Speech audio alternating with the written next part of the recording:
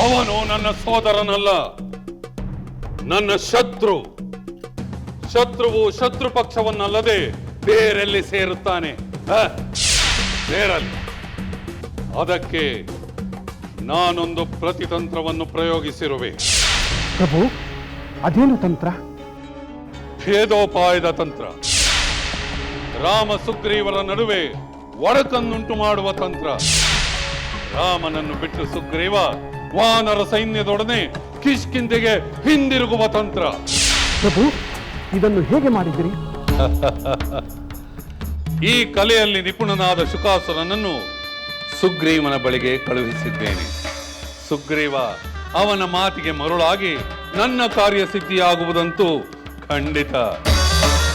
ಆದರೆ ಏಕೆ ಪ್ರಭು, ಏನಾಯಿತು? ಸಮುದ್ರ ತೀರಕ್ಕೆ ಹೋದ ಶುಕ ಇನ್ನೂ ಏಕೆ ಹಿಂದಿರುಗಿಲ್ಲ? ಚಿಂತಿಸಬೇಡಿ ಪ್ರಭು, ಶುಕಾಸುರ ತನ್ನ ಕಾರ್ಯದಲ್ಲಿ ಚತುರನಾಗಿದ್ದಾನೆ. ಖಂಡಿತವಾಗಿ ತನ್ನ ಕಾರ್ಯ ಸಾಧನೆಯನ್ನು ಮಾಡಿಕೊಂಡೇ ಬರುತ್ತಾನೆ. ಸಮಯ ನೋಡಿಕೊಂಡು ಬರಲು ಕಾಯುತ್ತಿರಬಹುದು ಪ್ರಭು. ಈ ವಿಷಯವನ್ನು ಮಾತನಾಡಲೆಂದೇ ನಿನ್ನನ್ನಿಲ್ಲಿಗೆ ಕರೆಸಿದೆ. ಒಂದು ವೇಳೆ ಶುಕಾಸುರ ತನ್ನ ಕಾರ್ಯದಲ್ಲಿ ವಿಫಲನಾದರೆ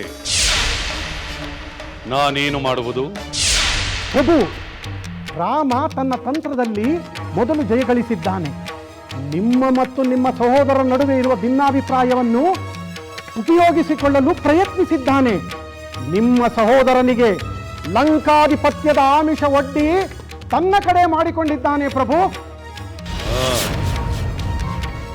ಈಗಾಗಲೇ ರಾಮನು ಸುಗ್ರೀವನನ್ನು ವಾಲಿಯ ವಿರುದ್ಧ ಎತ್ತಿಕಟ್ಟಿ ತನ್ನ ಕಾರ್ಯದಲ್ಲಿ ಸಫಲನಾಗಿದ್ದಾನೆ. ವಾಲಿಯನ್ನು ಕೊಂದು ಸುಗ್ರೀವನನ್ನು ಕಿಷ್ಕಿಂಧೆ ರಾಜನನ್ನಾಗಿ ಮಾಡಿ ಅವನ ಬೆಂಬಲ ಪಡೆದಿದ್ದಾನೆ.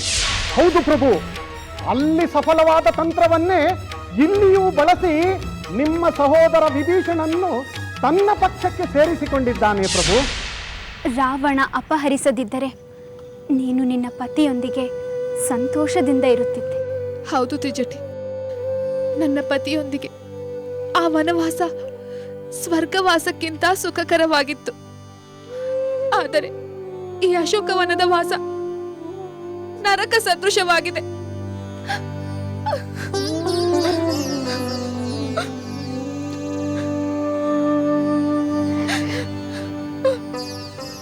ಅಳಬೇಡ ಸೀತೆ, ಶಾಂತಳಾಗು, ಧೈರ್ಯ ತಂದುಕೋ.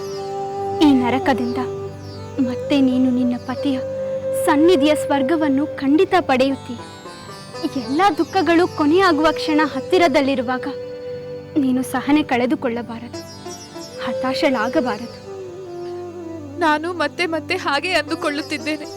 ಆದರೆ ಈ ಮನಸ್ಸು ಕೇಳುತ್ತಿಲ್ಲ, ದುಃಖದಿಂದ ಕುಸಿದು ಹೋಗುತ್ತಿದೆ. ನನ್ನ ಸ್ವಾಮಿ ಆ ಸಾಗರವನ್ನು ಬೇಗ ದಾಟಿ ಬಿಟ್ಟರೆ ಸಾಕು, ನನ್ನ ದುಃಖವೆಲ್ಲ ಅಂತ್ಯವಾಗುತ್ತದೆ.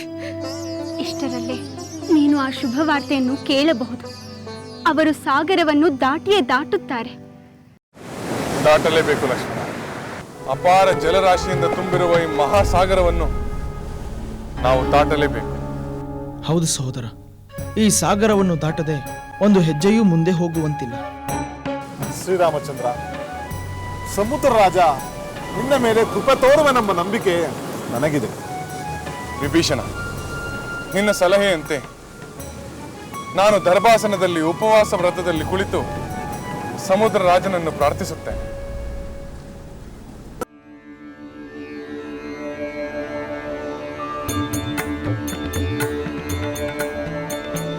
ಸಾಗರ ಬೇಡಿದ ಗುಣಸಾಗರ ಶ್ರೀರಾಮ, ಸಾಗರ ಬೇಡಿದ ಸಮುದ್ರ ದೇವತೆಗೆ ಶ್ರೀರಾಮನಿಗೆ ದೇವರೇ, ಸಮುದ್ರ ದೇವತೆಗೆ ದೇವರೇ. ಕಟ್ಟಲು ಕಡಲನ್ನು ದಾಟಲು ಸೇತುವೆಯ ಕಟ್ಟಲು, ಕಡಲನ್ನು ದಾಟಲು ಸಾಗರ ಬೇಡಿದ ಗುಣಸಾಗರ ಶ್ರೀರಾಮ, ಸಾಗರ ಬೇಡಿದ ಗುಣಸಾಗರ ಶ್ರೀರಾಮ.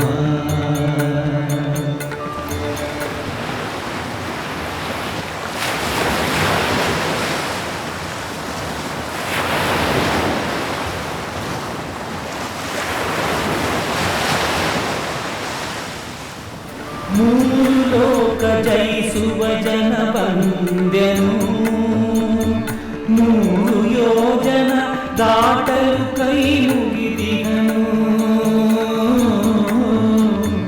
ಮೂರು ಲೋಕ ಜಯಿಸುವ ಜನವಂದ್ಯನು ಮೂರು ಯೋಜನ ದಾಟಲು ಕೈ ಮುಗಿದಿಗನು ಲೋಕದ ಪರಿಯಂತೆ ನಡೆದ ಪುರುಷೋತ್ತಮ ಸಾಗರನ ಕರುಣೆಯ ಬಯಸಿ ಕಾದಿರನು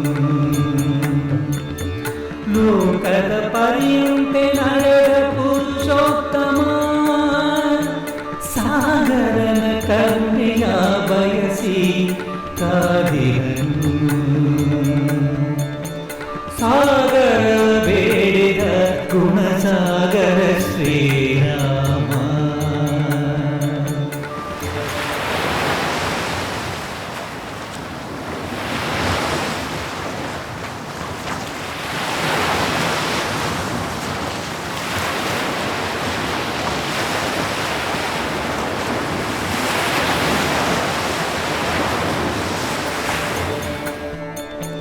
ಶರದಲ್ಲಿ ಸೇತುವೆಯ ಕಟ್ಟುವಂತ ಸಮರ್ಥ ವರುಣನ ಕರುಣೆಗೆ ಕಾಯುವುದೇನರ್ಥ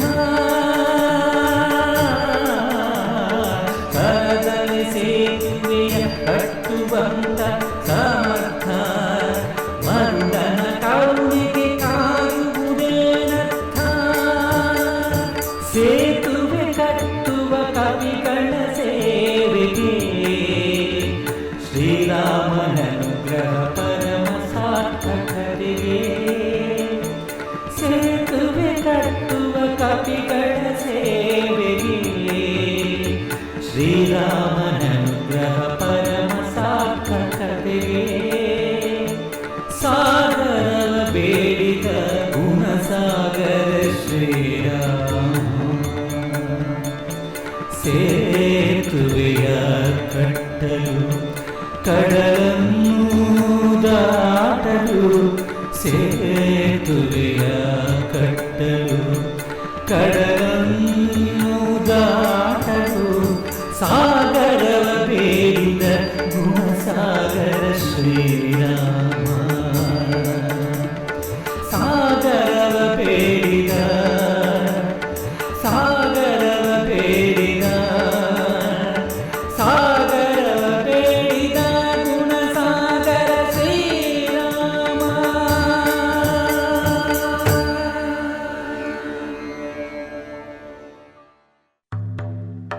ಚಿಕ್ಕಪ್ಪ, ಶ್ರೀರಾಮಚಂದ್ರನು ಸಮುದ್ರ ರಾಜನನ್ನು ಪ್ರಾರ್ಥಿಸುತ್ತಾ ಕುಳಿತು ಒಂದು ದಿನವೇ ಕಳೆಯುತ್ತಾ ಬಂತು. ಆದರೂ ಏಕೆ ಸಮುದ್ರದೇವ ಇನ್ನೂ ಪ್ರತ್ಯಕ್ಷವಾಗಿಲ್ಲ? ನನಗೂ ಅದು ಅರ್ಥವಾಗುತ್ತಿಲ್ಲ. ರಾಮನು ಪ್ರಾರ್ಥಿಸಿದ ತಕ್ಷಣ ಸಮುದ್ರ ರಾಜ ಪ್ರತ್ಯಕ್ಷನಾಗಿ ಲಂಕೆಗೆ ಹೋಗಲು ದಾರಿ ಬಿಡುವನೆಂದುಕೊಂಡಿದ್ದೆ. ಹೌದು ಅಂಗದ, ನನಗೂ ಅದೇ ಭಾವನೆ ಇತ್ತು. ಈ ವಿಳಂಬ ಏಕೋ ತಿಳಿಯುತ್ತಿಲ್ಲ. ರಾಮಚಂದ್ರನ ಪರಾಕ್ರಮದ ಅರಿವಿಲ್ಲದೆ ಈ ಸಮುದ್ರ ರಾಜ್ಯ ವಿಳಂಬ ಮಾಡುತ್ತಿರಬಹುದೇ? ಇದು ಹೀಗೆ ಮುಂದುವರಿದರೆ ನನ್ನ ಸಹೋದರ ತಾಳ್ಮೆ ಕಳೆದುಕೊಂಡರೆ ಪರಿಸ್ಥಿತಿ ವಿಪರೀತವಾದೀತೆಂದು ಭಯವಾಗುತ್ತಿದೆ. ಶ್ರೀರಾಮಚಂದ್ರನಿಗೆ ಸಮುದ್ರರಾಜನನ್ನು ಪ್ರಾರ್ಥಿಸುವಂತೆ ಸಲಹೆ ನೀಡಿ ತಪ್ಪು ಮಾಡಿದನೇನೋ ಎಂಬ ಭಾವನೆ ಬರುತ್ತಿದೆ. ಶ್ರೀರಾಮಚಂದ್ರನ ಪ್ರಾರ್ಥನೆಗೆ ಸಮುದ್ರರಾಜ ಶೀಘ್ರದಲ್ಲೇ ಒಲಿಯುತ್ತಾನೆ. ನಾವೆಲ್ಲರೂ ಶೀಘ್ರದಲ್ಲೇ ಲಂಕೆಯನ್ನು ಸೇರಬಹುದು ಎಂದು ಭಾವಿಸಿದ್ದೆ. ಆದರೆ ಶ್ರೀರಾಮ ನನ್ನ ಕಾರಣದಿಂದ ವೃಥಾ ಉಪವಾಸ ಮಾಡುವಂತಾಯಿತೇ ಎಂದು ಬೇಸರವಾಗುತ್ತಿದೆ ಲಕ್ಷ್ಮಣ. ಬೇಸರ ಮಾಡಿಕೊಳ್ಳಬೇಡ ವಿಭೀಷಣ. ನಿನ್ನ ಸಲಹೆ ನಿರುಪಯುಕ್ತವಾಗುವುದೆಂದು ಏಕೆ ಭಾವಿಸುತ್ತಿ?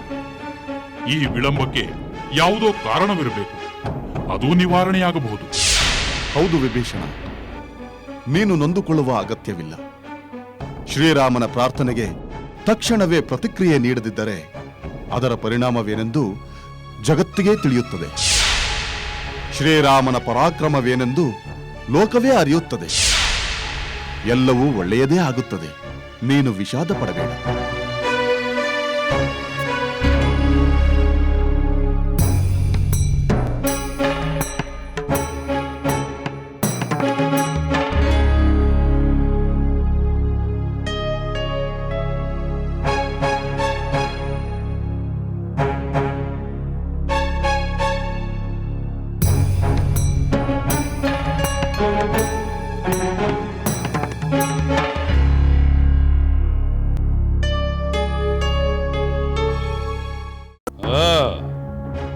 ಆ ಸುಗ್ರೀವನಿಗೆ ತೋರಿದಂತೆ ವಿಭೀಷಣನಿಗೂ ಪಟ್ಟದ ಆಸೆಯನ್ನು ತೋರಿಸಿದ್ದಾನೆ. ಆದರೆ ಆ ರಾಮ ಒಂದು ಸತ್ಯವನ್ನು ಮರೆತಿದ್ದಾನೆ. ಪ್ರಭು, ಯಾವ ಸತ್ಯ ಪ್ರಭು? ಏ ರಾವಣ ವಾಲಿ ಅಲ್ಲವೆಂಬ ಸತ್ಯ. ಈ ದಶಕಂಠನನ್ನು ವಾಲಿಯಂತೆ ಕೊಲ್ಲುವುದಾಗಲಿ, ವಿಭೀಷಣನಿಂದ ತಿಳಿದ ನನ್ನ ಬಲಾಬಲಗಳಷ್ಟೇ ನಿಜವೆಂದು ಭಾವಿಸುವುದಾಗಲಿ ಅವನ ಭ್ರಮೆ ಎಂಬ ಸತ್ಯವನ್ನು. ನಿಜ ಪ್ರಭು, ಕೇವಲ ಬಲಾಬಲಗಳನ್ನು ತಿಳಿದ ಮಾತ್ರಕ್ಕೆ ನಮ್ಮನ್ನು ಸೋಲಿಸಲು ಸಾಧ್ಯವಿಲ್ಲ. ಆದರೆ ಪ್ರಹಸ್ತ, ಒಂದು ವೇಳೆ ರಾಮನು ಸಾಗರವನ್ನು ದಾಟಿ ಲಂಕೆಗೆ ಬಂದರೆ ಅವನನ್ನು ಗೆಲ್ಲುವ ಉಪಾಯವನ್ನು ಹೇಳು. ಖಂಡಿತ ಪ್ರಭು, ಖಂಡಿತ ಹೇಳುತ್ತೇನೆ. ಕೇಳಿ ಪ್ರಭು.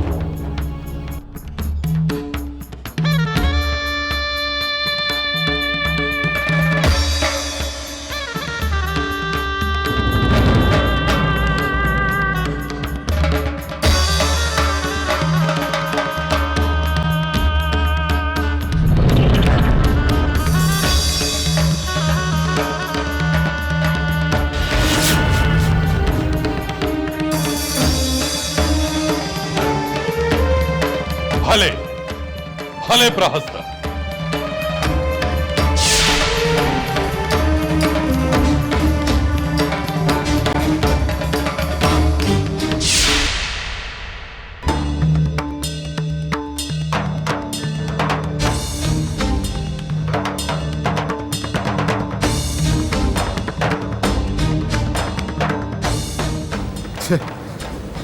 ಇದೇನಾಗಿ ಹೋಯಿತು? 2 ದಿನಗಳು ಕಳೆದರೂ ಸಮುದ್ರ ರಾಜ ಪ್ರತ್ಯಕ್ಷವಾಗಲಿಲ್ಲವಲ್ಲ. ನನ್ನ ಸಲಹೆ ವಿಫಲವಾಯಿತಲ್ಲ. ತಾಳ್ಮೆ ವಿಭೀಷಣ, ನಿನ್ನ ಸಲಹೆ ವಿಫಲವಾಗುವುದಿಲ್ಲ. ನನ್ನ ಸಹೋದರನ ವ್ರತವೂ ವಿಫಲವಾಗುವುದಿಲ್ಲ. ಹೌದು ವಿಭೀಷಣ, ಹೆಚ್ಚು ವಿಳಂಬವಾಗುವುದಿಲ್ಲವೆಂದು ನನ್ನ ಮನಸ್ಸಿಗೆ ಭಾಸವಾಗುತ್ತಿದೆ. ಸಾಗರ ಚಕ್ರವರ್ತಿ ಶ್ರೀರಾಮನ ಪೂರ್ವಜರು. ಈ ಸಾಗರದ ಸೃಷ್ಟಿಗೆ ಅವರೇ ಕಾರಣವಾದವರು. ಈ ಔದಾಸೀನ್ಯವೇಕೆ? ಇದು ಉದಾಸೀನವು ಅಥವಾ ರಾಮನ ತಾಳ್ಮೆಯನ್ನು ಪರೀಕ್ಷಿಸುವ ದುಸ್ಸಾಹಸವು? ಶ್ರೀರಾಮನ ತಾಳ್ಮೆಯನ್ನು ಪರೀಕ್ಷಿಸಲು ಹೋದವರು ಆಪತ್ತನ್ನು ಮೈಮೇಲೆ ಎಳೆದುಕೊಳ್ಳುತ್ತಾರೆ.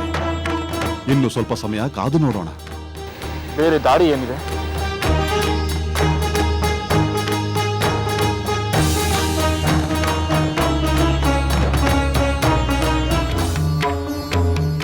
ದೇವತೆಗಳೇ, ಶ್ರೀರಾಮನು ಪ್ರಾಯೋಪವೇಶದಲ್ಲಿ ಕುಳಿತು 2 ದಿನಗಳಾಯಿತು. ಸಮುದ್ರ ದೇವತೆ ಇನ್ನೂ ಏಕೆ ಸುಮ್ಮನಿರುವನು?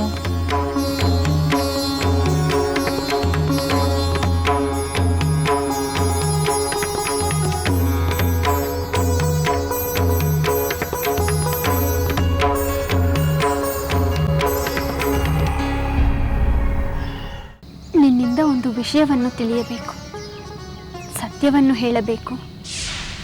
ತ್ರಿಜಟೆ, ನಾನು ಎಂದೂ ಅಸತ್ಯವನ್ನು ನುಡಿದಿಲ್ಲ, ಮುಂದೆಯೂ ನುಡಿಯುವುದಿಲ್ಲ. ನಿನ್ನ ಮೇಲೆ ಅಪನಂಬಿಕೆಯಲ್ಲ ಸೀತೆ. ನನ್ನ ಕುತೂಹಲಕ್ಕೆ ಕಾರಣವಾಗಿರುವ ಆ ವಿಷಯ ನಿನಗೆ ತಿಳಿದಿರಬಹುದು ಎಂದು ಕೇಳುತ್ತೇನೆ. ತ್ರಿಜಟೆ, ಈ ಅಶೋಕವನದಲ್ಲಿ ನನಗೆ ಆಪ್ತಳಾದ ಬಂಧು, ಗೆಳತಿ, ಹಿತೈಷಿ ನೀನೊಬ್ಬಳೇ. ನಿನ್ನ ಸಮಾಧಾನದ ಮಾತುಗಳು ನನ್ನನ್ನು ಇಲ್ಲಿಯವರೆಗೂ ಉಳಿಸಿವೆ. ನಿನ್ನ ಭರವಸೆಯ ಮಾತುಗಳು ನನ್ನಲ್ಲಿ ಧೈರ್ಯ ತುಂಬಿವೆ.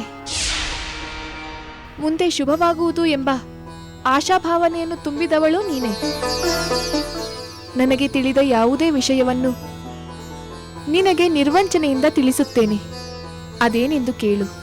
ಸೀತೆ, ನೀನು ನನ್ನ ಮೇಲಿರಿಸಿರುವ ಪ್ರೀತಿ ವಿಶ್ವಾಸಗಳನ್ನು ಕಂಡು ನನಗೂ ಸಂತೋಷವಾಗಿದೆ. ನಿನ್ನ ಕುತೂಹಲಕ್ಕೆ ಕಾರಣವಾದ ಆ ವಿಷಯವೇನೆಂದು ಹೇಳು ತ್ರಿಜಟೆ.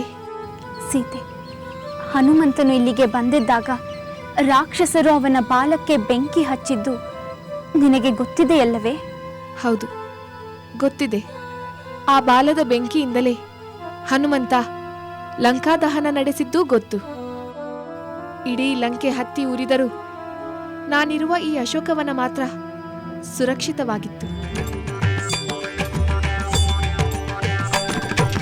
ಕೆರಳಿದನು ಹನುಮ ಕೆರಳಿದನು, ಕಲಿಸಿದನು ಪಾಠ ಕಲಿಸಿದನು.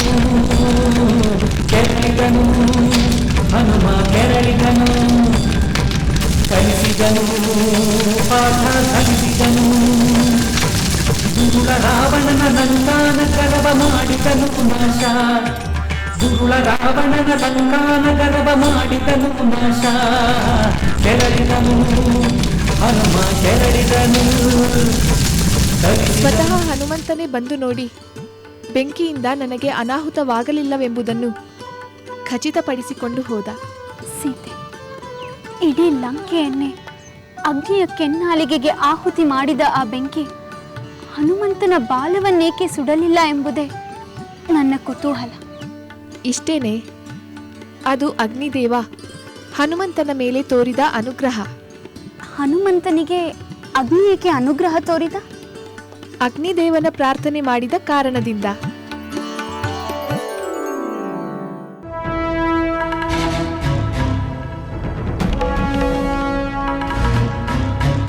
ಮಹಾಪ್ರಭು ಪ್ರಣಾಮಗಳು.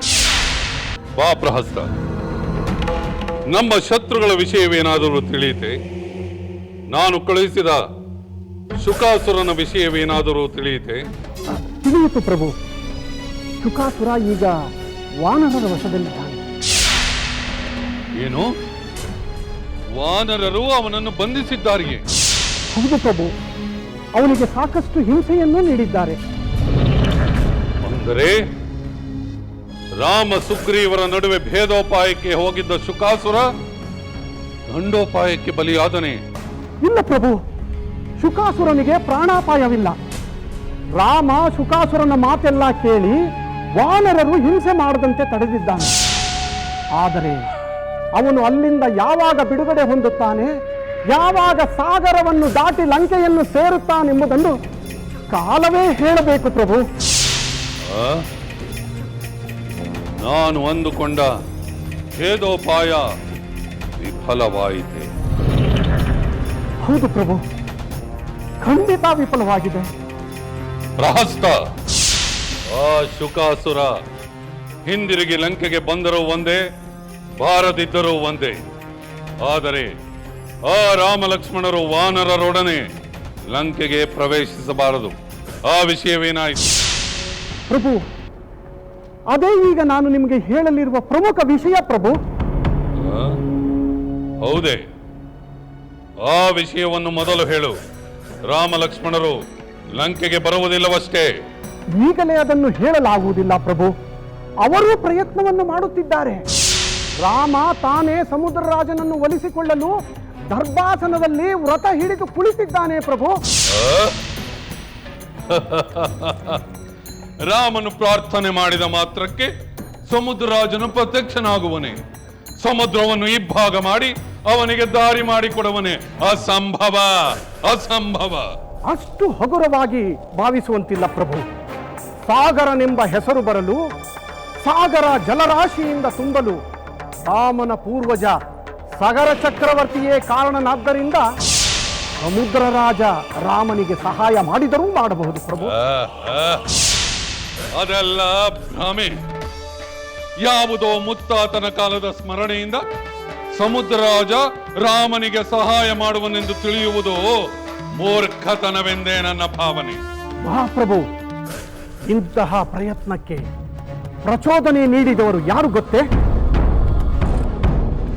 ಯಾರದು? ಬೇರೆ ಯಾರು ಅಲ್ಲ ಪ್ರಭು, ನಿಮ್ಮ ಸಹೋದರನಾದ ವಿಭೀಷಣ. ವಿಭೀಷಣ! ಅವನ ಹೆಸರನ್ನು ನನ್ನ ಮುಂದೆ ಇನ್ನು ತೆಗೆಯಬೇಡ. ಅವನ ಹೆಸರನ್ನು ಕೇಳಿದರೆ ನನ್ನ ಸರ್ವಾಂಗವು ದಗದಗನೆ ಉರಿಯುತ್ತದೆ. ಅನ್ಯರಿಗೆ ಉಪಕಾರ ಮಾಡುತ್ತಾ ತನ್ನವರಿಗೆ ಅಪಕಾರ ಮಾಡುತ್ತಿರುವ ನೀಚ ಅವನು. ಅವನ ವಿಷಯವಿರಲಿ. ಸಮುದ್ರ ರಾಜ ರಾಮನ ಪ್ರಾರ್ಥನೆಗೆ ಫಲ ಕೊಡುವುದಿಲ್ಲ ಅಲ್ಲವೇ? ಇಲ್ಲ ಪ್ರಭು, ಖಂಡಿತ ಇಲ್ಲ. ಅದೇ ಸತ್ಯ. ಸಮುದ್ರ ರಾಜ ಪ್ರತ್ಯಕ್ಷ ಆಗುವುದಿಲ್ಲ, ಸಮುದ್ರ ದಾರಿ ತೆರೆಯುವುದಿಲ್ಲ.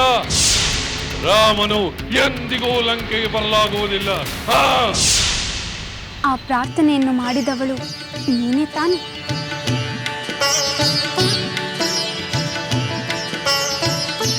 ಏಕೆ ಸೀತೆ ಮೌನವಾದೆ? ಈ ಸತ್ಯವನ್ನೇ ನಾನು ತಿಳಿಯಲು ಬಯಸಿದ್ದೆ. ಹನುಮಂತನ ಬಾಲಕ್ಕೆ ಬೆಂಕಿ ಹಚ್ಚಿದ ವಿಷಯ ತಿಳಿದ ಕೂಡಲೇ ನೀನು ಅವನಿಗೆ ಯಾವ ಕೇಡೂ ಆಗಬಾರದೆಂದು ಅಗ್ನಿದೇವನನ್ನು ಪ್ರಾರ್ಥಿಸಿದೆ ಅಲ್ಲವೇ? ತ್ರಿಜಟೆ, ನನ್ನ ಕ್ಷೇಮಕ್ಕಾಗಿ ನನ್ನ ಸ್ವಾಮಿಯಿಂದ ಸಂದೇಶ ತಂದ ಪ್ರಿಯ ಬಂಧು ಹನುಮಂತನಿಗೆ ಯಾವ ಕೇಡೂ ಸಂಭವಿಸಬಾರದೆಂದು ಅಗ್ನಿದೇವನನ್ನು ಬೇಡಿಕೊಂಡಿದ್ದು ನಿಜ.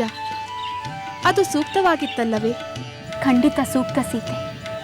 ಇಷ್ಟೆಲ್ಲ ಆದ ಮೇಲೂ ರಾವಣ ಎಚ್ಚೆತ್ತುಕೊಳ್ಳಲಿಲ್ಲ. ಈಗ ನೋಡು, ನಿನ್ನ ಸ್ವಾಮಿ ಸಾಗರವನ್ನು ಸೇನೆಯೊಂದಿಗೆ ದಾಟಲು ಸಮುದ್ರ ರಾಜನನ್ನು ಪ್ರಾರ್ಥಿಸುತ್ತಾ ವ್ರತ ಹಿಡಿದು ಕುಳಿತಿದ್ದಾರಂತೆ. ಈಗ ನೀನು ವರುಣದೇವನನ್ನು ಪ್ರಾರ್ಥಿಸುವೆಯಾ? ತ್ರಿಜಟೆ, ನನ್ನ ಸ್ವಾಮಿ ವ್ರತ ಹಿಡಿದು ಕುಳಿತರೆ ಕಾರ್ಯ ಸಾಧನೆ ಆಗಲೇಬೇಕು. ನಾನು ಪ್ರಾರ್ಥನೆ ಮಾಡುವ ಅಗತ್ಯವಿಲ್ಲ. ಶ್ರೀರಾಮಚಂದ್ರನ ದೃಢ ಸಂಕಲ್ಪಕ್ಕೆ ದೇವತೆಯಾದರೂ ಮಣಿಯಲೇಬೇಕು. ಅವರ ಪರಾಕ್ರಮದಷ್ಟೇ ಪ್ರಬಲವಾದ ಶಕ್ತಿ ಅವರ ಪ್ರಾರ್ಥನೆಯಲ್ಲೂ ಇರುತ್ತದೆ. ನನ್ನ ಸ್ವಾಮಿಯ ಪ್ರಾರ್ಥನೆ ಸಫಲವಾಗಬೇಕೆಂದು ನಾನು ಹಾರೈಸಬಹುದು ಅಷ್ಟೇ. ಅರ್ಥವಾಯಿತು ಸೀತೆ. ನಿನ್ನ ಸ್ವಾಮಿಯ ಶಕ್ತಿ ಸಾಮರ್ಥ್ಯಗಳ ಬಗ್ಗೆ ನಿನಗಿರುವ ಅಪರಿಮಿತವಾದ ನಂಬಿಕೆ ಸಕಾರಣವಾದದ್ದು. ನಿನ್ನ ಶಕ್ತಿ ಸಾಮರ್ಥ್ಯಗಳ ಬಗ್ಗೆಯೂ ನನಗೆ ಪರಿಚಯವಾದಂತಾಯಿತು. ನೀನು ಪತಿ ವಿಯೋಗದಿಂದ ದುಃಖಿಸುವ ಸಾಮಾನ್ಯ ಹೆಣ್ಣಿನಂತೆ ಕಾಣುವ ಅಸಾಮಾನ್ಯ ಸ್ತ್ರೀ ಎಂದು ನನಗೆ ಅರ್ಥವಾಗಿದೆ.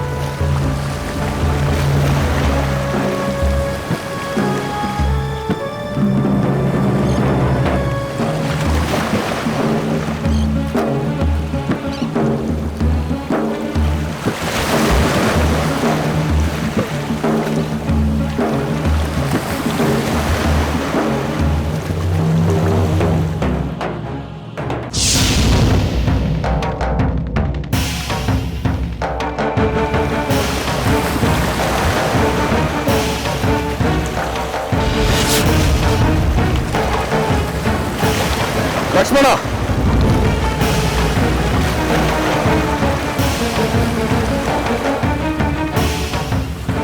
ಸಹೋದರ, 3 ದಿನಗಳ ಕಾಲ ಈ ಸಮುದ್ರ ರಾಜನಿಗೆ ಪ್ರಾರ್ಥನೆ ಸಲ್ಲಿಸಿದರು. ಇವನು ಪ್ರತಿಕ್ರಿಯಿಸುತ್ತಿಲ್ಲ. ಹೌದು ಸಹೋದರ, ನಾವೆಲ್ಲರೂ ಅದನ್ನೇ ಚಿಂತಿಸುತ್ತಿದ್ದೆವು. ನಮ್ಮ ಪೂರ್ವಿಕರಿಂದಾದ ಉಪಕಾರದ ಸ್ಮರಣೆ ಅವನಿಗಿಲ್ಲವೆಂದು ಕಾಣುತ್ತದೆ. ಲಕ್ಷ್ಮಣ, ಈ ಸಮುದ್ರ ರಾಜ ಅತಿಯಾದ ಗರ್ವದಿಂದ ನನ್ನ ಪ್ರಾರ್ಥನೆಯನ್ನು ಕಡೆಗಣಿಸಿದ್ದಾನೆ. ಈಗೇನು ಮಾಡುವುದು ರಾಮಚಂದ್ರ? ಸಮುದ್ರ ರಾಜ ನಿನಗೆ ಒಲಿಯದಿದ್ದರೆ ಸಮುದ್ರವನ್ನು ದಾಟುವುದು ಹೇಗೆ? ಬೇರೆ ಉಪಾಯವೇನು? ಸುಗ್ರೀವ, ಈ ಸಮುದ್ರ ರಾಜ ನನ್ನ ಪ್ರಾರ್ಥನೆಗೆ ಒಲಿಯಬೇಕಾಗಿತ್ತು. 3 ದಿನಗಳ ನನ್ನ ವ್ರತ ನಿರರ್ಥಕವಾಯಿತು. ಹೌದು ಸಹೋದರ, ಈ ಸಮುದ್ರ ರಾಜ ಗುಣಹೀನ, ಸತ್ಪುರುಷನಲ್ಲ, ಅಥವಾ ಅಸಮರ್ಥನಿರಬೇಕು. ಲಕ್ಷ್ಮಣ, ಚತುರೋಪಾಯಗಳು ಎಲ್ಲ ಕಾಲದಲ್ಲೂ ಸಫಲವಾಗುತ್ತದೆ ಎಂದು ಭಾವಿಸಲಾಗುವುದಿಲ್ಲ. ಅದರಲ್ಲೂ ಬಹುಪಾಲು ಸಾಮೋಪಾಯದಿಂದ ಮಾಡಿದ ಪ್ರಯತ್ನಗಳು ವಿಫಲವಾಗುವುದೇ ಹೆಚ್ಚು. ಹಾಗಾದರೆ ಚತುರೋಪಾಯಗಳಲ್ಲಿ ಕೊನೆಯದಾದ ದಂಡ ಪ್ರಯೋಗಕ್ಕೆ ಮುಂದಾಗುವುದೇ ರಾಮಚಂದ್ರ?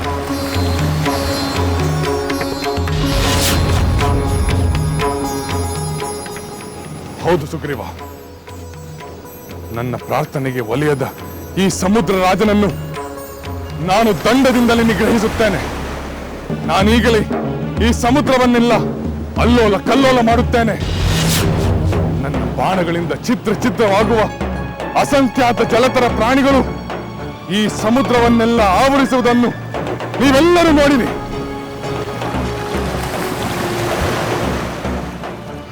ಈ ಕ್ಷಣವೇ ಅಪಾರ ಜಲರಾಶಿಯಿಂದ ತುಂಬಿರುವ ಈ ಸಮುದ್ರವನ್ನು ನಾನು ಒಣಗಿಸಿ ಬಿಡುತ್ತೇನೆ. ಸಹೋದರ, ಹಾಗಾದರೆ ನೀನು ಕ್ರೋಧವನ್ನು ಅವಲಂಬಿಸುವೆಯಾ? ಹೌದು ಲಕ್ಷ್ಮಣ, ಬೇರೆ ದಾರಿ ಇಲ್ಲ. ಸಾತ್ವಿಕನಾಗಿ ನಾನು ಮಾಡಿದ ಪ್ರಾರ್ಥನೆಗೆ ಈ ಸಮುದ್ರ ರಾಜ ಮಣಿಯಲಿಲ್ಲ. ಸಾಮಕ್ಕೆ ಒಲಿಯದವನನ್ನು ಕ್ರೋಧದಿಂದಲೇ ಶರಣಾಗುವಂತೆ ಮಾಡುತ್ತೇನೆ. ಈ ಸಮುದ್ರದ ನೀರನ್ನೆಲ್ಲ ಬತ್ತಿಸಿ ಬಿಡುತ್ತೇನೆ. ನಮ್ಮ ಇಡೀ ವಾನರ ಸೈನ್ಯ ನರದೆಯ ಲಂಕೆಯನ್ನು ಸೇರುವಂತೆ ಮಾಡುತ್ತೇನೆ. ಶ್ರೀರಾಮನಿಗೆ ಶ್ರೀರಾಮನಿಗೆ ಶ್ರೀರಾಮನಿಗೆ ಶ್ರೀರಾಮನಿಗೆ ಶ್ರೀರಾಮನಿಗೆ. ಹೌದು, ಈ ಸಮುದ್ರವನ್ನು ನಾನು ಕ್ಷೋಭೆಗೊಳಿಸುತ್ತೇನೆ. ಇದನ್ನು ನಿರ್ಜಲವನ್ನಾಗಿ ಮಾಡುತ್ತೇನೆ. ಲೋಕದಲ್ಲಿ ಸಮುದ್ರಕ್ಕೆ ಯಾವ ಮನ್ನಣೆಯೂ ಇಲ್ಲದಂತೆ ಮಾಡುತ್ತೇನೆ. ನನ್ನ ಬಾಣಗಳಿಂದ ಆ ವರುಣನಿಗೆ ಆಲಯವಾಗಿರುವ ಈ ಸಮುದ್ರವನ್ನು ನಾನು ನಿಶ್ಶೇಷಗೊಳಿಸುತ್ತೇನೆ. ದೇವೇಂದ್ರ, ಶ್ರೀರಾಮನು ನಿಜವಾಗಿಯೂ ಕ್ರೋಧಗೊಂಡಿದ್ದಾನೆ. ರಾಮನ ಕ್ರೋಧವೆಂದರೆ ಅದು 1000 ಪ್ರಳಯಾಗ್ನಿಗೆ ಸಮ. ತಾನು ಅಂದುಕೊಂಡಂತೆ ರಾಮ ಬಾಣ ಪ್ರಯೋಗಿಸಿದರೆ ಸಮುದ್ರವೆಲ್ಲವೂ ಬತ್ತಿ ಹೋಗುವುದರಲ್ಲಿ ಸಂದೇಹವೇ ಇಲ್ಲ. ನನಗೂ ಆತಂಕವಾಗುತ್ತಿದೆ ದೇವರ್ಷಿ. ಶ್ರೀರಾಮನ ಕೋಪವನ್ನು ಯಾರಾದರೂ ಶಾಂತಗೊಳಿಸಬಾರದೆ?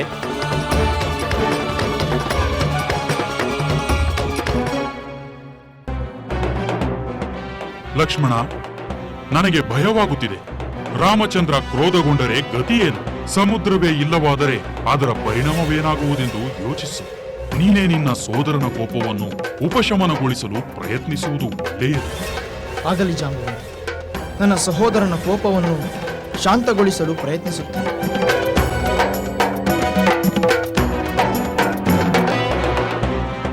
ಸಹೋದರ, ಶಾಂತನಾದ ವೀರಶ್ರೇಷ್ಠನಾದ ನೀನು ಈ ಸಮುದ್ರ ರಾಜನ ಸಹಾಯವೇ ಇಲ್ಲದೆ ಕಾರ್ಯ ಸಾಧನೆ ಮಾಡಿಕೊಳ್ಳಬಲ್ಲೆ. ಸಮುದ್ರವನ್ನು ದಾಟಲು ಬೇರೆ ಯಾವುದಾದರೂ ಉಪಾಯವನ್ನು ಯೋಚಿಸಿದರಾಯಿತು. ನಿನ್ನಂಥವನು ಹೀಗೆ ಕೋಪಕ್ಕೆ ವಶನಾಗುವುದು ಉಚಿತವಲ್ಲ. ಇಲ್ಲ ಲಕ್ಷ್ಮಣ, ಈಗ ನಮಗೆ ಉಳಿದಿರುವುದು 2 ಮಾರ್ಗ.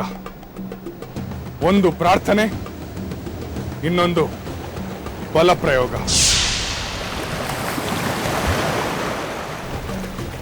ಪ್ರಾರ್ಥನೆಗೆ ಒಲೆಯಬೇಕು, ಇಲ್ಲವೆಂದರೆ ಬಲ ಪ್ರಯೋಗಿಸಿ ನಾವೇ ಬೆದರಿಸಬೇಕು. ಈ ಸಮುದ್ರ ರಾಜ ಪ್ರಾರ್ಥನೆಗೆ ಒಲೆಯಲಿಲ್ಲ ಅಂದ ಮೇಲೆ ನಮಗೀಗ ಉಳಿದಿರುವುದು ಬಲ ಪ್ರಯೋಗ ಮಾತ್ರ. ಎಲ್ಲವೋ ಸಮುದ್ರ ರಾಜ, ನಿನ್ನಲ್ಲಿರುವ ಅಪಾರವಾದ ಜಲರಾಶಿ ನನ್ನ ಬಾಣಗಳಿಂದ ದಗ್ಧವಾಗಿ ಹೋಗುತ್ತದೆ. ನೀನು ಸಂಪೂರ್ಣವಾಗಿ ಒಣಗಿ ಹೋಗುವೆ. ನಿನ್ನನ್ನು ಆಶ್ರಯಿಸಿರುವ ಅಸಂಖ್ಯಾತ ಜಲಪರಗಳೆಲ್ಲ ನಾಶವಾಗಿ ಹೋಗುತ್ತವೆ. ಎಲ್ಲ ಕಡೆ ಧೂಳು ತುಂಬಿಕೊಳ್ಳುತ್ತದೆ. ನೀರಿಲ್ಲದ ಈ ಸಾಗರವನ್ನು ನಮ್ಮ ವಾನರ ಶೈಲ್ಯ ಕಾಲು ನಡೆಯಲ್ಲೇ ದಾಟುತ್ತದೆ.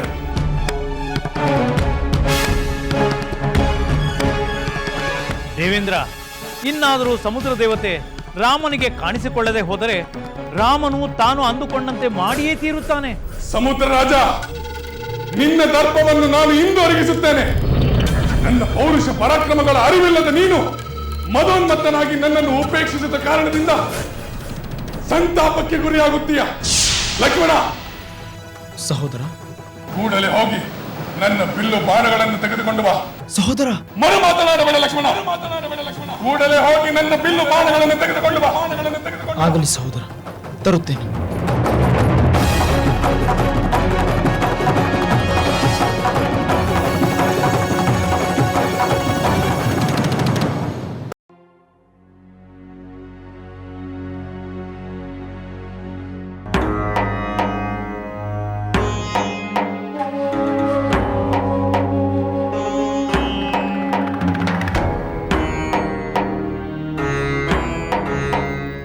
ಪ್ರಣಾಮಗಳು ಮಹಾಪ್ರಭು. ಓಹೋ, ವಿಭೀಷಣನ ಪತ್ನಿ ಸುರಮೆ ತ್ರಿಜಟೆ ಏನು ಇಲ್ಲಿಯವರೆಗೂ ಉದಯ ಮಾಡಿಸಿರುವರಲ್ಲ? ಪ್ರಭುಗಳು ಕರೆ ಕಳಿಸಿದ ಮೇಲೆ ಬರುವುದಿಲ್ಲವೆನ್ನಲಾಗುವುದೇ?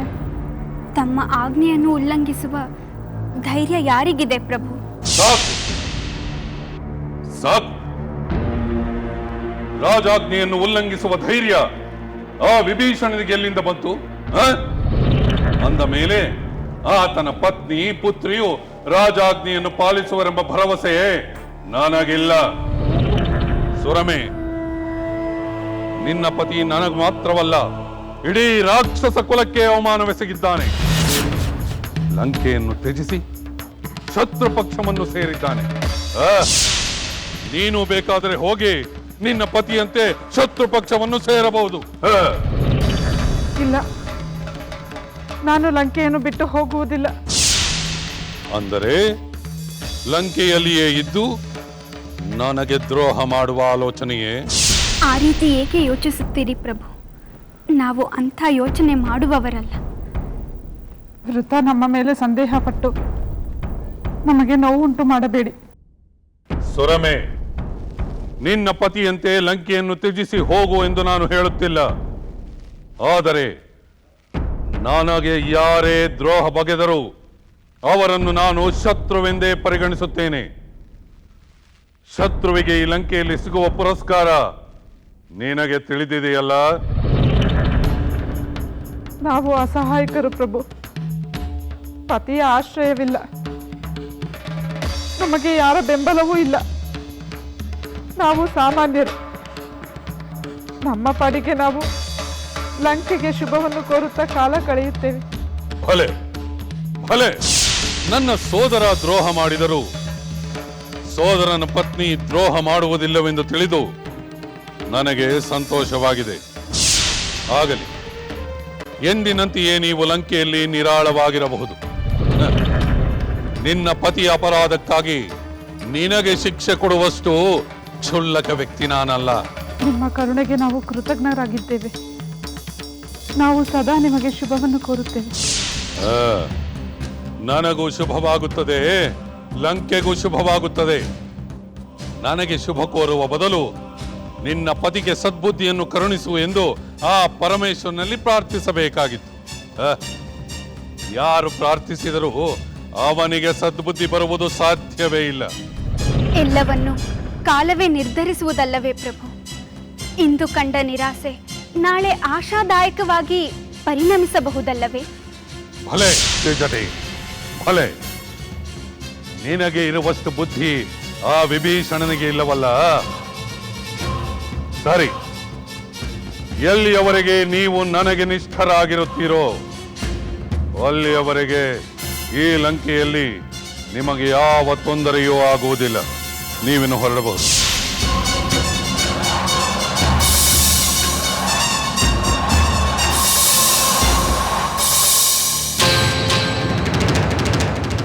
ಎಲ್ಲವೋ ದ್ರೋಹಿ ವಿಭೀಷಣ, ನಿನ್ನ ಹೆಂಡತಿ ಮಕ್ಕಳು ನಿನ್ನಂತೆ ದ್ರೋಹಿಗಳಲ್ಲ. ಅವರು ಜಾಣರು. ಅವರಿಗೆ ತಿಳಿದಿದೆ, ಏ ರಾವಣನ ವಿರೋಧ ಕಟ್ಟಿಕೊಂಡರೆ ಬದುಕು ದುಸ್ತರವಾಗುವುದೆಂದು. ನೀನು ಎಷ್ಟು ದಿನ ಶತ್ರುವಿನ ರಕ್ಷಣೆಯಲ್ಲಿರಬಲ್ಲೆ? ಆ ಶತ್ರುಗಳನ್ನು ಧ್ವಂಸ ಮಾಡಿ ನಿನ್ನ ನಂಬಿಕೆ ದ್ರೋಹಕ್ಕೆ ತಕ್ಕ ಪಾಠ ಕಲಿಸುತ್ತೇನೆ.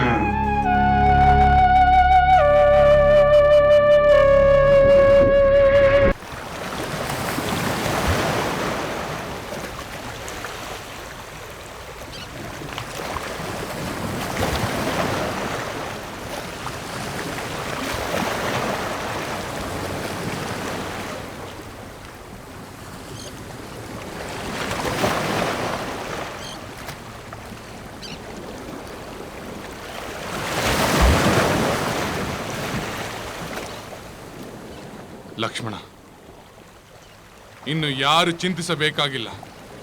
ನನ್ನ ಬಾಣಗಳಿಂದ ಕ್ಷಣದಲ್ಲಿ ಈ ಸಾಗರದ ನೀರನ್ನೆಲ್ಲ ಇಂಗಿಸಿ ಬಿಡುತ್ತೇನೆ. ನಮ್ಮ ವಾನರ ಸೈನ್ಯ ನಡೆದೇ ಆ ಲಂಕೆಯನ್ನು ಸೇರಬೇಕು.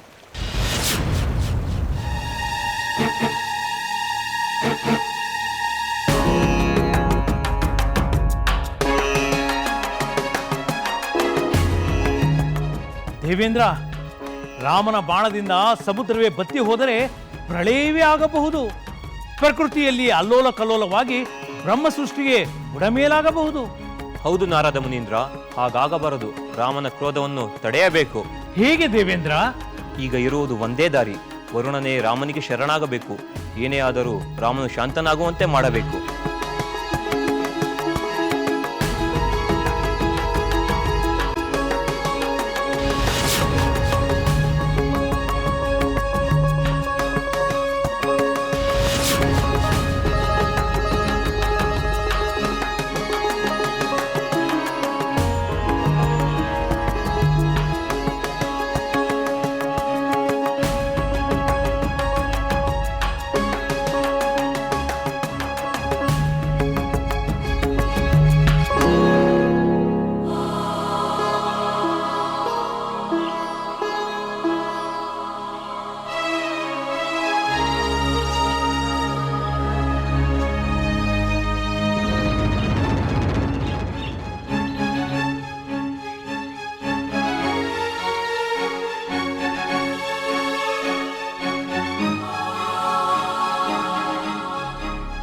ತ್ರಿಜಟೆ, ನಿನ್ನ ಮುಖವೇಕೆ ಮಂಕಾಗಿದೆ?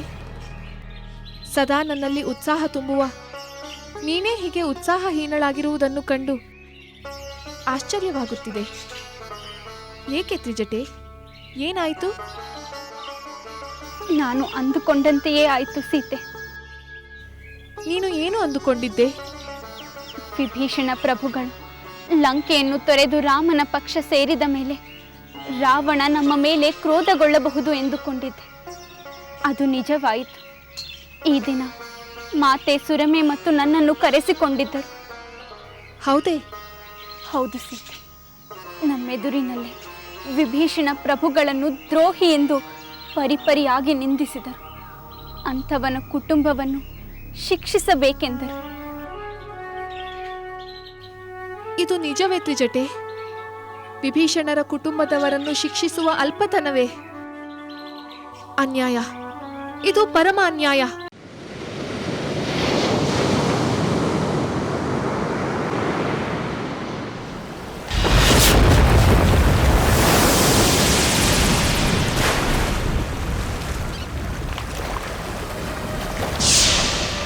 ಸಾವಧಾನ ರಾಮಚಂದ್ರ, ಸಾವಧಾನ. ಆತುರ ಪಡಬೇಡ, ಸ್ವಲ್ಪ ತಾಳು.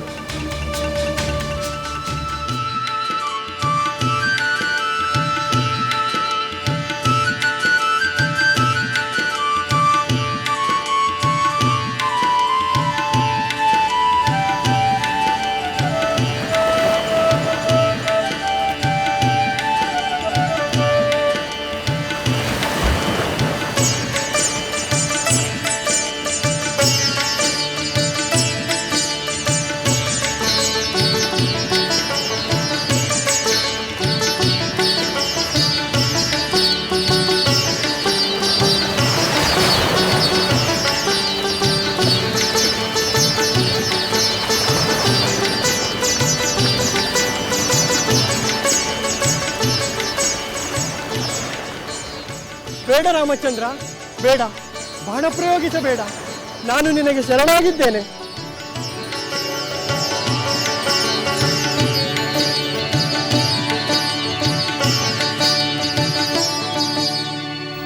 ಶಿಕ್ಷಿಸಲಿಲ್ಲ ಸೀತೆ. ಶಿಕ್ಷಿಸದೆ ಬಿಟ್ಟ ತಮ್ಮ ಔದಾರ್ಯವನ್ನು ತಾವೇ ಹೊಗಳಿಕೊಂಡರು. ಸದ್ಯ ನನಗೆ ನೆಮ್ಮದಿಯಾಯಿತು. ರಾವಣ ತನ್ನನ್ನು ಎಷ್ಟು ಬೇಕಾದರೂ ಹೊಗಳಿಕೊಳ್ಳಲಿ, ವಿಭೀಷಣನ ಕುಟುಂಬಕ್ಕೆ ಕೇಡಾಗದಿದ್ದರೆ ಸಾಕು. ಶಿಕ್ಷೆ ನೀಡದಿದ್ದರು ಬೆದರಿಕೆಯುಂಟು ಇದ್ದೇ ಇದೆ. ತಮ್ಮ ವಿರೋಧ ನಡೆದುಕೊಂಡರೆ ಕ್ರೂರ ದಂಡನೆಯ ಎಚ್ಚರವನ್ನು ಅವರು ನೀಡಿದರು. ತ್ರಿಜಟೆ, ನನ್ನ ಕಾರಣವಾಗಿ ಯಾರಿಗೂ ಕೇಡಾಗುವುದು ಬೇಡ. ನೀನು ಇನ್ನು ಮೇಲೆ ನನ್ನ ಬಳಿಗೆ ಬರುವುದು ಬೇಡ. ಮಾತೆ ಸುರಮೆಗೂ ಸಹ ನನ್ನ ಬಳಿಗೆ ಬರುವುದು ಬೇಡ ಎಂದು ಹೇಳು. ಇಷ್ಟಕ್ಕೆಲ್ಲ ಹೆದರುತ್ತಾರೆಯೇ ಸೀತೆ? ತ್ರಿಜಟೆ, ನೀನು ಮತ್ತೆ ಮತ್ತೆ ಬಂದು ನನ್ನನ್ನು ಸಮಾಧಾನ ಪಡಿಸುವ ಪ್ರಯತ್ನ ಮಾಡುತ್ತಿರುವೆ. ನನ್ನಲ್ಲಿ ಧೈರ್ಯ ತುಂಬುತ್ತಿರುವೆ. ಹಿತವಾದ ಮಾತುಗಳಿಂದ ನನ್ನ ದುಃಖ ಕಡಿಮೆ ಮಾಡುತ್ತಿರುವೆ. ಈ ವಿಷಯ ತಿಳಿದು ಆ ರಾವಣ ನಿನಗೂ ಮಾತೆ ಸುರಮೆಗೂ ಶಿಕ್ಷೆ ನೀಡಿದರೆ ನಾನು ಸಹಿಸಲಾರೆ. ಉಪಕಾರ ಮಾಡಿದವರಿಗೆ ನನ್ನಿಂದ ಅಪಕಾರವಾಗಬಾರದು. ನಮ್ಮ ಅಪಕಾರದ ಚಿಂತೆಯನ್ನು ಬಿಡು ಸೀತೆ. ನಿನಗೆ ಅಪಕಾರ ಮಾಡಿದವರಿಗೆ ಅಪಕಾರವಾಗುವುದನ್ನು ಕಾಯೋಣ. ಏಳು ಸಮುದ್ರ ರಾಜ, ಏಳು. ನಾನು ಶರಣಾದವರ ಮೇಲೆ ಬಾಣವನ್ನು ಪ್ರಯೋಗಿಸಲಾರೆ.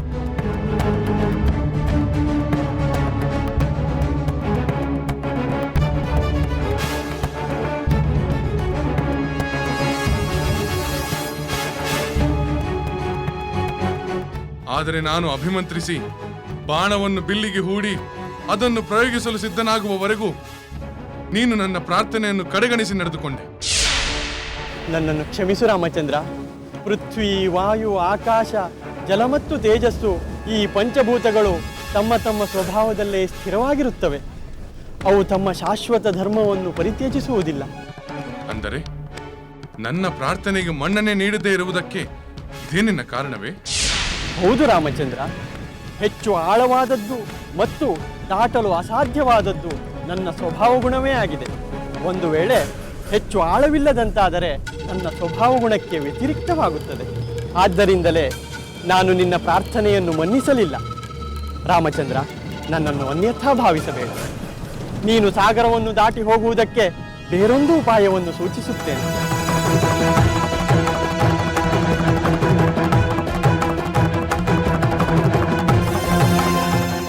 ಏನು? ಈ ಸಮುದ್ರವನ್ನು ದಾಟಲು ಬೇರೆ ಒಂದು ಉಪಾಯವೇ? ಆ ಉಪಾಯವೇನೆಂದು ಬೇಗ ಹೇಳು ಸಮುದ್ರ ರಾಜ.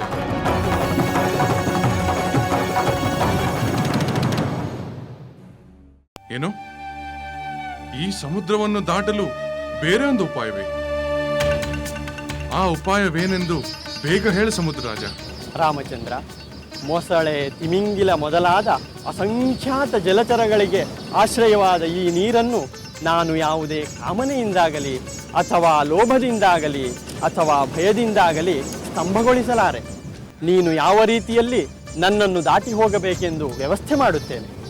ಎಷ್ಟೇ ಕಷ್ಟವಾದರೂ ಸಹಿಸಿಕೊಳ್ಳುತ್ತೇನೆ.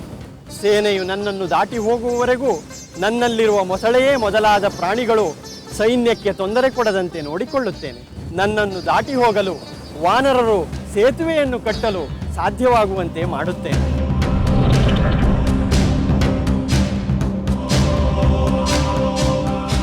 ಸಮುದ್ರದ ಮೇಲೆ ಸೇತುವೆ ಕಟ್ಟುವುದೇ? ಆಹಾ, ರಾಮ ಸೇತು ನಿರ್ಮಾಣವೆಂದರೆ ಎಂತಹ ಅದ್ಭುತ! ಸಮುದ್ರದ ಮೇಲೆ, ಈ ವಿಶಾಲವಾದ ಸಮುದ್ರದ ಮೇಲೆ ಸೇತುವೆ, ಇದು ಸಾಧ್ಯವೇ? ಏಕೆ ಸಾಧ್ಯವಿಲ್ಲ? ರಾಮ ಮನಸ್ಸು ಮಾಡಿದರೆ ಸಮುದ್ರಕ್ಕೆ ಸೇತುವೆಯನ್ನು ಕಟ್ಟಬಲ್ಲ, ಆಕಾಶಕ್ಕೆ ಏಣಿಯನ್ನು ಹಾಕಬಲ್ಲ.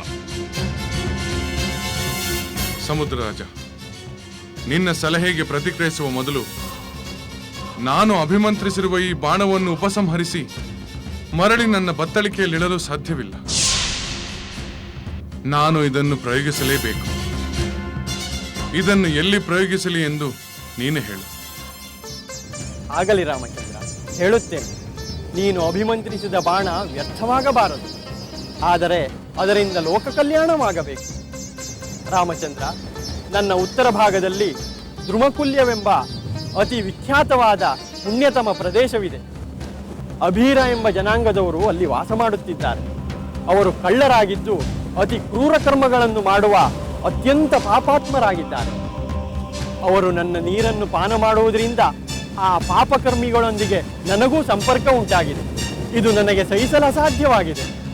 ನೀನು ಈ ಬಾಣವನ್ನು ಅಲ್ಲಿಗೆ ಪ್ರಯೋಗಿಸಿದರೆ ಆ ಪಾಪಿಗಳ ವಿನಾಶದಿಂದ ಲೋಕ ಕಲ್ಯಾಣವೂ ಆಗುತ್ತದೆ, ಪಾಪ ಸಂಪರ್ಕದಿಂದ ನನಗೂ ಮುಕ್ತಿ ದೊರೆಯುತ್ತದೆ. ಆಗಲಿ ಸಮುದ್ರ ರಾಜ.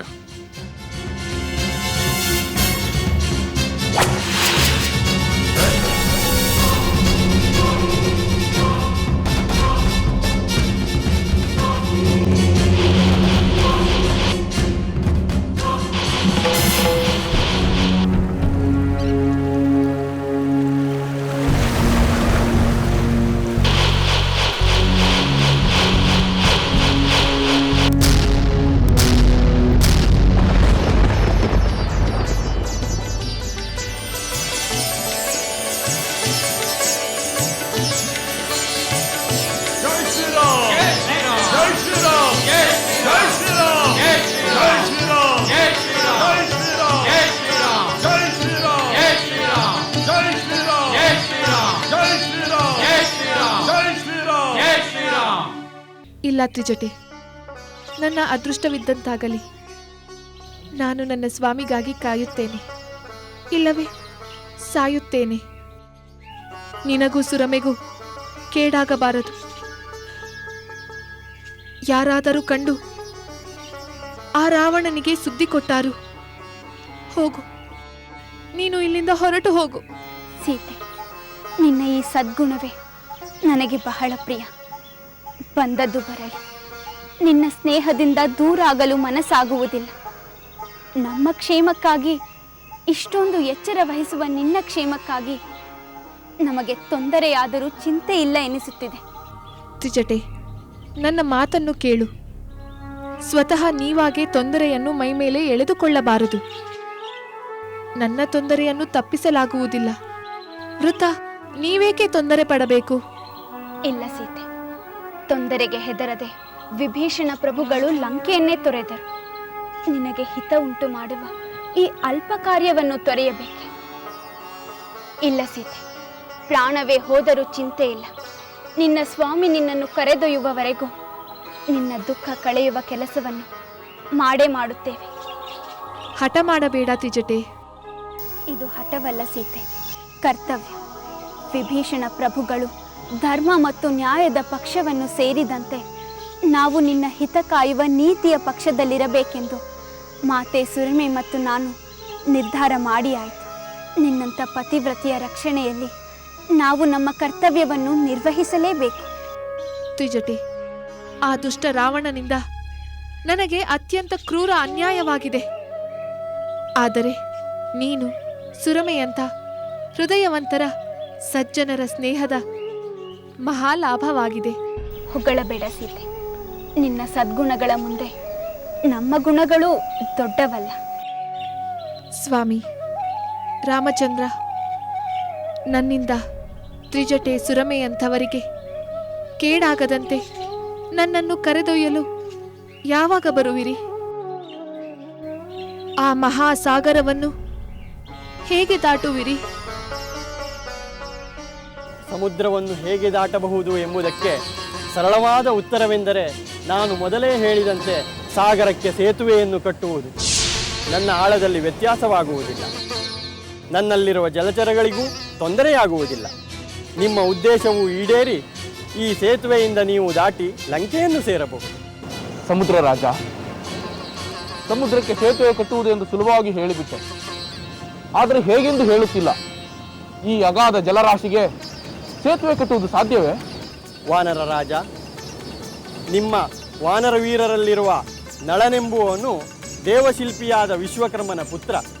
ತಂದೆಯಂತೆಯೇ ತೇಜಸ್ವಿಯಾದ ಅವನಿಗೆ ವಿಶ್ವಕರ್ಮನೇ ವರ ನೀಡಿದ್ದಾನೆ. ಏನು? ನಮ್ಮ ವಾನರ ವೀರ ನಳನೇ? ನಳ? ಸಮುದ್ರ ರಾಜನಿಗೆ ಪ್ರಣಾಮಗಳು. ವಾನರ ವೀರ ನಳ, ನಿನಗೆ ಮಂಗಳವಾಗಲಿ. ಪ್ರಭು ಶ್ರೀರಾಮಚಂದ್ರ, ಇವನೂ ಕೂಡ ತನ್ನ ತಂದೆಯಂತೆಯೇ ಶಿಲ್ಪಕಲೆಯಲ್ಲಿ ಅತ್ಯಂತ ಚತುರನಾಗಿದ್ದಾನೆ. ಇವನು ನನ್ನ ಮೇಲೆ ಸೇತುವೆಯನ್ನು ನಿರ್ಮಿಸಲಿ, ನಾನು ಅದನ್ನು ಧರಿಸುತ್ತೇನೆ. ನಳ, ನಿನ್ನಲ್ಲಿ ಆ ಶಕ್ತಿ ಇದೆ ಎಂದು ತಿಳಿದು ನಮ್ಮೆಲ್ಲರಿಗೂ ಬಹಳ ಸಂತೋಷವಾಗಿದೆ. ಹೌದು ರಾಮಚಂದ್ರ, ನನಗೂ ಸಂತೋಷವಾಗಿದೆ. ನೀನೇನು ಹೇಳುವೆ ನಳ? ರಾಮಚಂದ್ರ ಪ್ರಭು, ಸಮುದ್ರ ರಾಜನ ಮಾತು ಸತ್ಯ. ನನ್ನ ತಂದೆ ವಿಶ್ವಕರ್ಮನ ಆಶೀರ್ವಾದದಿಂದ ನಾನು ಈ 100 ಯೋಜನ ವಿಸ್ತಾರವುಳ್ಳ ಸಮುದ್ರಕ್ಕೆ ಸೇತುವೆಯನ್ನು ಕಟ್ಟುವ ಸಾಮರ್ಥ್ಯ ಹೊಂದಿದ್ದೇನೆ. ನಿನ್ನಲ್ಲಿ ಇಂತಹ ಸಾಮರ್ಥ್ಯವಿರುವುದರ ಬಗ್ಗೆ ನಮ್ಮೆಲ್ಲರಿಗೂ ಬಹಳ ಕುತೂಹಲವಿದೆ. ಅದನ್ನು ನಿವಾರಿಸು.